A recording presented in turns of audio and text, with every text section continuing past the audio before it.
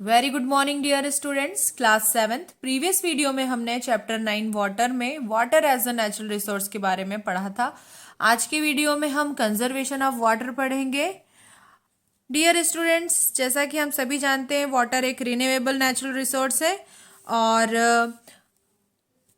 Water का जो distribution है वो एक प्लेस से दूसरी प्लेस पर डिफरेंट होता है और ये बहुत ही इम्पॉर्टेंट रोल प्ले करता है और हमें इसे कंजर्व करना चाहिए।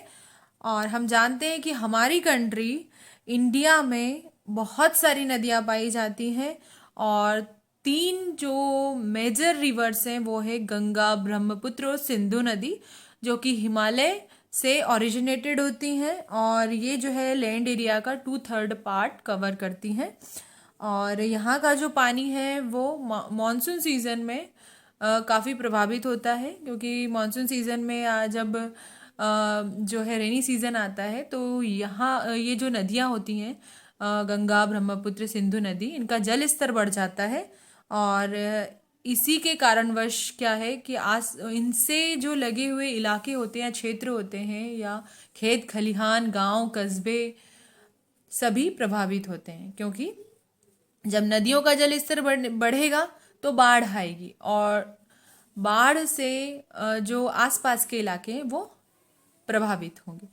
ठीक है, तो और यही कारण है कि इन नदियों के तट पर या जहाँ जिस इलाकों से ये नदियाँ बहती हैं वहाँ पर बांध बना दिए जाते हैं। और बांध क्या करते हैं, बांध क्यों कंस्ट्रक्ट किए जाते हैं? बांध जो है वो नीचे से जो उनका बेस होता है वो ब्रॉड होता है और ऊपर से ये थोड़े से पतले होते हैं, यानी नैरो होते हैं। क्यों इनकी स्ट्रक्चर ऐसे इसलिए बनाई जाती है क्योंकि बेस जो होता है वो पानी के फोर्स को रोकता है। ठीक है, तो डैम जो होते हैं नीचे से चौड़े होते हैं और ऊपर से सकड़े होते हैं, ताकि जो बारिश का पानी है उसके या बाढ़ का पानी जो है उसके प्रभाव को ये रोक सके। और यहाँ पर डैम बनाकर जो है बिजली उत्पादित भी की जाती है। डैम बनाकर जो बिजली उत्पादित की जाती है और पानी का यूज़ किया जाता है, इसमें बड़े बड़े टरबाइंस लगे रहते हैं और इनके माध्यम से पानी जो है बहुत तेज़ी के साथ इन टरबाइंस पर डाला जाता है और इलेक्ट्रिसिटी प्रोड्यूस की जाती है। ये एक लंबी प्रोसेस है और वाटर के द्वारा जो इलेक्ट्रिसिटी प्रोड्यूस की जाती है उसे हाइड्रो इलेक्ट्रिसिटी कहते हैं। ये मैंने आपको बताया भी था। और कंजर्वेशन वाटर में मैंने आपको बताया है कि जो पानी का डिस्ट्रीब्यूशन, पहले तो हम ये जानेंगे कि कहाँ कहाँ होता है और ये एक प्लेस से दूसरी प्लेस पर डिफरेंट कैसे होता है, और इसके बाद हम कंजर्वेशन ऑफ वाटर के बारे में पढ़ेंगे। तो हम जानते हैं कि ये जो अर्बनाइजेशन है, इंडस्ट्रियलाइजेशन है और जैसे ही जो जनसंख्या वृद्धि है, इसकी समस्या से क्या होगा कि पानी का जो कंज्यूप्शन है वो बहुत तेज़ी से किया जा रहा है। पानी का जो उपयोग है या हम कह सकते हैं दुरुपयोग है, बहुत तेज़ी से हो रहा है, क्योंकि इसका एकमात्र कारण ये बढ़ती हुई जनसंख्या भी है। जितनी जितनी ज़्यादा मात्रा में जनसंख्या बढ़ेगी पानी का ओवर यूज़ होगा और इसका एक रीज़न जो है हम कह सकते हैं अर्बनाइजेशन भी हो सकता है, नगरीकरण, इंडस्ट्रियलाइजेशन, औद्योगिकरण भी हो सकता है। और हमारा जो लिविंग स्टैंडर्ड है या हम कह लें कि हमारा जो बदलती हुई लाइफ का जो स्टाइल है उसमें जो वाटर को कंज्यूम करना या फिर वेस्ट करना जो है, इसकी मात्रा दिन प्रतिदिन बढ़ती जा रही है। वाटर जो है एक ऐसा नेचुरल रिसोर्स है कि इसके बिना हम जो है 1 घंटे भी नहीं रह सकते। हमें समय समय पर पानी लगता है।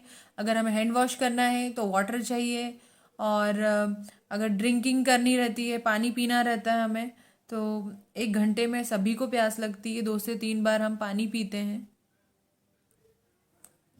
और एक स्वस्थ व्यक्ति को 7 से 8 ग्लास पानी पीना चाहिए।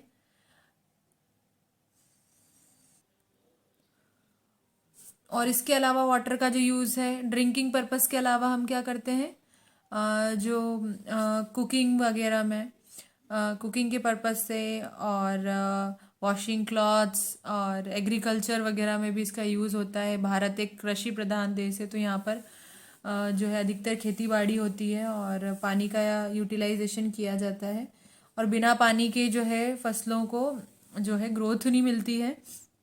और वाटर एक ऐसा रिन्यूएबल नेचुरल रिसोर्स है जो कि शॉर्ट टाइम में रिन्यूड किया जा सकता है और वाटर साइकिल के थ्रू। और वाटर साइकिल जो है मैंने आपको प्रीवियस वीडियो में समझाया था। जब भी जो वाटर है हमारे कंज्यूप्शन के लिए अगर हम बात करें, सिर्फ 0.6% वाटर जो है हमारे यानी ह्यूमन कंज्यूप्शन के लिए होता है, और बाकी मैंने आपको बताया था कि सी और ओशन का जो वाटर है वो सलाइन वाटर होता है, और जो कि हमारे किसी भी जो है वहाँ के एक्वेटिक एनिमल्स की लाइफ के लिए वो सूटेबल है, लेकिन वो हमारे काम में नहीं आता है क्योंकि हम उसको पी नहीं सकते हैं, उसमें जो है कपड़े वगैरह नहीं धोले जा सकते हैं, और उस वाटर में सॉल्ट्स मिनरल्स पाए जाते हैं, वो हार्ड भी होता है, तो वो हमारे कंजप्शन के लिए भी नहीं होता है और अदर पर्पस में भी यूज़ में नहीं लाया जाता है। हाँ, लेकिन जो उनमें पाया जाने वाला सॉल्ट होता है, आप जानते हैं उसको सेपरेट किया जाता है सॉल्ट वाटर सी वाटर से, और बड़े बड़े गड्ढों में इकट्ठे हो जाते हैं सॉल्ट। जैसे ही जो सी वाटर है वो हाई टाइड्स के साथ आता है और गड्ढों में फिल हो जाता है, और जो पानी है पानी के साथ साथ जो है उसमें सॉल्ट होते हैं और इम्प्योरिटीज़ रहती है, तो उससे इकट्ठा कर दिया जाता है और फिर बाद में उसको सेपरेट किया जाता है। इवापोरेशन की प्रोसेस होती है, फिल्ट्रेशन होती है, और नमक को जो है प्योर फॉर्म में बनाया जाता है और या ऑब्टेन किया जाता है। तो वाटर साइकिल से हम वाटर को कम समय में रिन्यू तो कर सकते हैं, रिसाइकल कर सकते हैं, बट हम जो है हमारे पर्यावरण का ओवर एक्सप्लॉयटेशन कर रहे हैं, और इसकी वजह से क्या हो रहा है कि पर्वतों पर जो पोलर कैप्स वगैरह या ग्लेशियर्स होते हैं वो पिघल रहे हैं। इसका एक रीज़न ये ग्लोबल वार्मिंग हो सकता है, और ग्लोबल वार्मिंग ही इसका रीज़न है। इन्वायरमेंटल पॉल्यूशन भी इसमें बहुत बड़ा रोल प्ले करता है। तो हम हमारे आसपास के वातावरण को प्रदूषित करते हैं, चाहे वो air pollution, water pollution, land pollution हो, कहीं ना कहीं इसका जो असर है वो मानव जाति पर भी दिखाई देता है। अब स्मॉल फ्रैक्शन में हम बात करें तो वाटर का जो परसेंट है वो 0.6% है, और यहाँ का जो 0.6% है वो ह्यूमंस, एनिमल्स और प्लांट्स द्वारा यूज़ किया जाता है। और जैसे ही जो ग्राउंड वाटर है उसका लेवल घटता है, हम उसका यूज़ नहीं कर सकते। क्यों नहीं कर सकते? मैंने आपको बताया था कि डीप अंडरग्राउंड वाटर में जो है वहाँ पर स्लिट पाया जाता है, और कीचड़ के साथ मड पाई जाती है, इम्प्योरिटीज पाई जाती है, जम्स और बैक्टीरियाज भी पाए जाते हैं। कहने का अर्थ है कि जितनी ज़्यादा पॉपुलेशन बढ़ेगी उतना ज़्यादा इन्वायरमेंटल पॉल्यूशन होगा, और उतना ज़्यादा वाटर का यूज़ होगा, और ओवर यूज़ होगा, मिसयूज़ होगा। और हम सभी जानते हैं कि एग्रीकल्चर में, इंडस्ट्रीज़ वगैरह में भी पानी का जो है बहुत ज़्यादा यूज़ होता है। एग्रीकल्चर में हम जानते हैं फूड को, सीरियल्स को प्रोड्यूस करने में इसका यूज़ होता है, और जो भी फसलें होती हैं, अनाज, दालें, सभी में पानी की आवश्यकता होती है। और हम ये भी जानते हैं अगर फसलों को पर्याप्त मात्रा में पानी नहीं मिलेगा तो वो नष्ट हो जाएंगी। और वाटर बहुत ही इम्पॉर्टेंट चीज़ है और हमें इसे सेव करना चाहिए। तो अब how can we conserve water? और सबसे सबसे बड़ी चीज़ है अवेयरनेस। तो लोगों में अवेयरनेस होनी चाहिए कि ये बहुत बड़ी प्रॉब्लम है, बहुत एक इन्वायरमेंट प्रॉब्लम है, जो इन्वायरमेंटल प्रॉब्लम है, और इसका सीधा इफेक्ट इन्वायरमेंट पे पड़ेगा, और इन्वायरमेंट अगर प्रभावित होगा तो कहीं ना कहीं हम भी जो है इसका परिणाम भुगत सकते हैं। तो वाटर को सेव करने के कई तरीके हैं, जैसे कि कहीं पर भी अगर हमने पानी वेस्ट होते देखा है तो हम उसको क्या करें, लोगों को अवेयर करें। टेप वाटर में से अगर पानी रिस रहा है, टपक रहा है, तो उसे हम क्या करें, पानी के फ्लो को जो है धीमा कर दें, टेप को बंद कर दें। और जो बकेट बाथ हम लें, इस कॉन्सेप्ट को हमें फॉलो करना चाहिए कि हम जो है शावर ना लेकर हम जो है बकेट बाथ लें, क्योंकि हम अगर हम शावर यूज़ करते हैं तो 40 लीटर वाटर यूज़ करते हैं ब्रश वगैरह में और नहाने में। और शावर की जगह अगर हम बकेट बाथ लेंगे तो कम पानी में जो है हमारा सारा काम हो जाएगा। यानी हम एक बकेट वाटर में क्या कर सकते हैं, नहा सकते हैं। और जो ब्रश अगर हम करें तो जो टेप वाटर है वो बहने ना दें, जब हमें यूज़ करना हो तभी ऑन करें।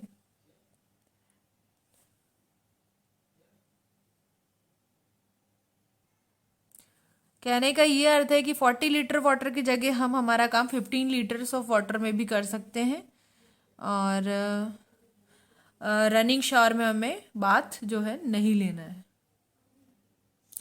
और टॉयलेट्स में जो है फ्लशिंग की जगह हम जो है कम अमाउंट में पानी का यूज़ करें। बर्तनों को धोते समय भी हमें ध्यान रखना चाहिए कि रनिंग टेप नहीं होना चाहिए। बड़े बड़े टैंकरों में पानी का जो रिसाव होता है वो भी कंट्रोल होना चाहिए। और रेन वाटर हार्वेस्टिंग की जानी चाहिए। जो हमारे बारिश के दिनों में छत पे जो बारिश का पानी इकट्ठा हो जाता है और रूफ टॉप से बहकर नीचे आता है और वो वेस्ट हो जाता है, तो हमें क्या करना चाहिए, हमें जो है टंकी में, पानी की टंकी वगैरह में से स्टोर कर लेना चाहिए। तो रूफ टॉप के नीचे हम जो है बर्तन वगैरह रखकर या फिर कोई टैंकर वगैरह या टंकी वगैरह रखकर जो है रेन वाटर को हार्वेस्ट कर सकते हैं। फिर बाद में उसका प्योरिफिकेशन होता है, सेडिमेंटेशन होता है, डिकेंटेशन होता है, फिल्ट्रेशन होता है, क्लोरीनेशन होता है। ये आगे की प्रोसेस है।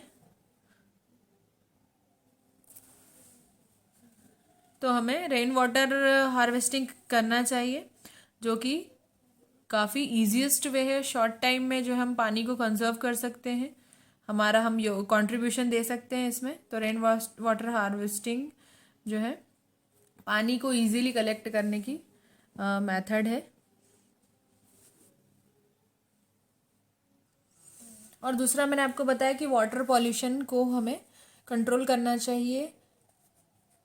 एबेटमेंट ऑफ वाटर पॉल्यूशन और सोर्सेस ऑफ वाटर पॉल्यूशन, और इसके अलावा जो इफ़ेक्ट ऑफ वाटर पॉल्यूशन की अवेयरनेस सभी लोगों में होना चाहिए, तभी जाकर हम इस गंभीर समस्या से निपट सकेंगे और पानी को बचाने में अपना योगदान देंगे।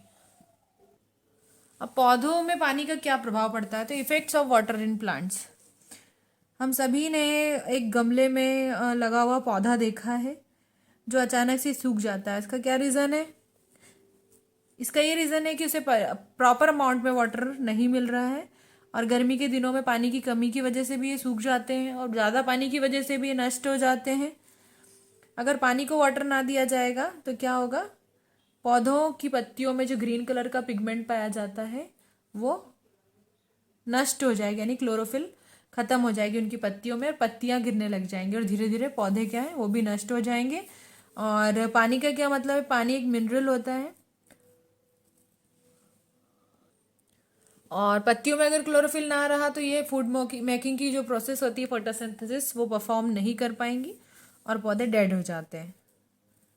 तो उनको भी पर्याप्त मात्रा में पौधों को जो है रेन वाटर की या वाटर की ज़रूरत होती है। और इन्हें अगर ये चीज़ें वाटर ना मिले तो इन्हें कई इनन्यूमेरेबल अदर प्रॉब्लम्स भी हो सकती हैं।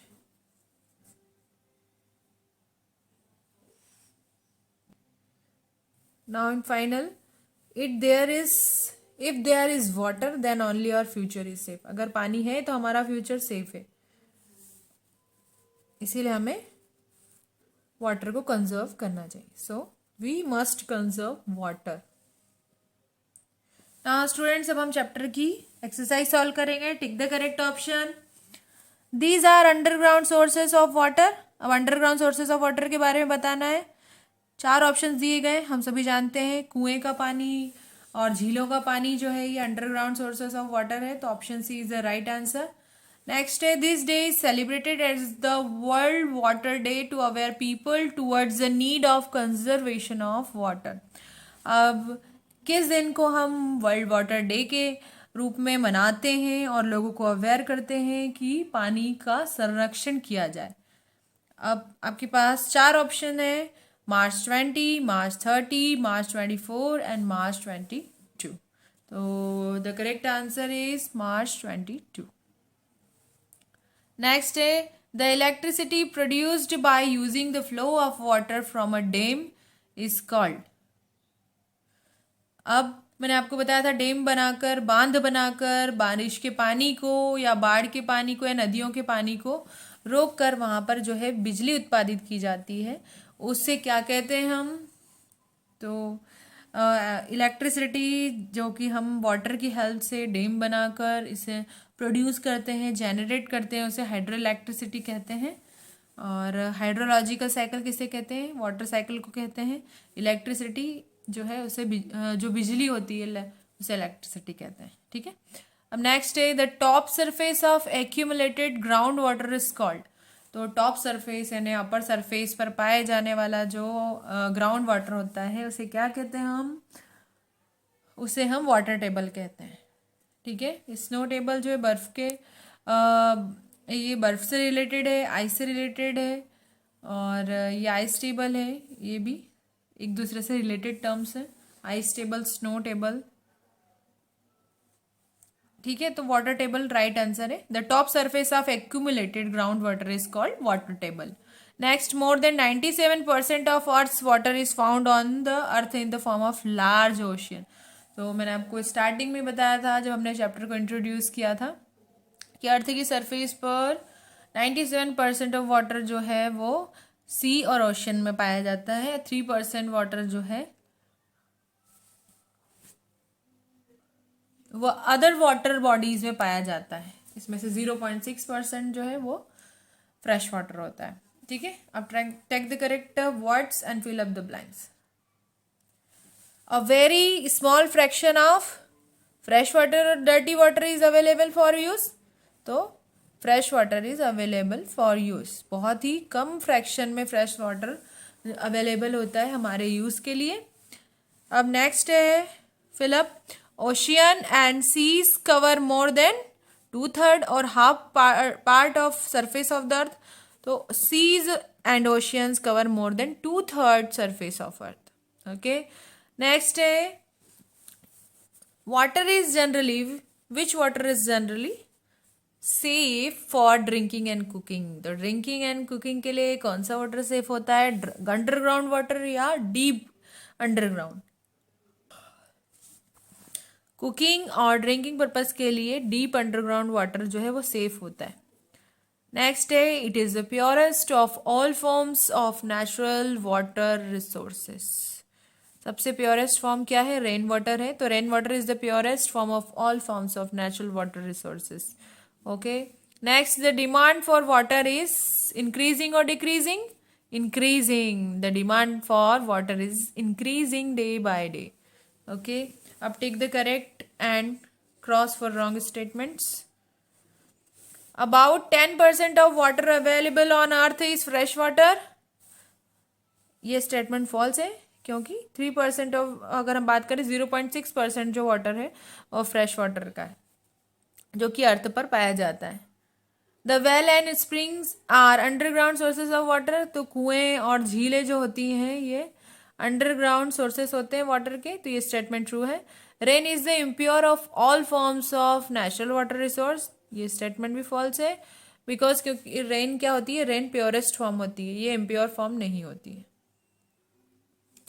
Now water is the renewable natural resource which gets renewed in short time through water cycle. तो वाटर एक रिन्यूएबल नेचुरल रिसोर्स है और जिसे कि रिन्यू करने में बहुत ही शॉर्ट टाइम लगता है और इसे हम वाटर साइकिल के थ्रू जो है कंजर्व कर सकते हैं। ये स्टेटमेंट ट्रू है। The number of people using water is decreasing with rising pollution.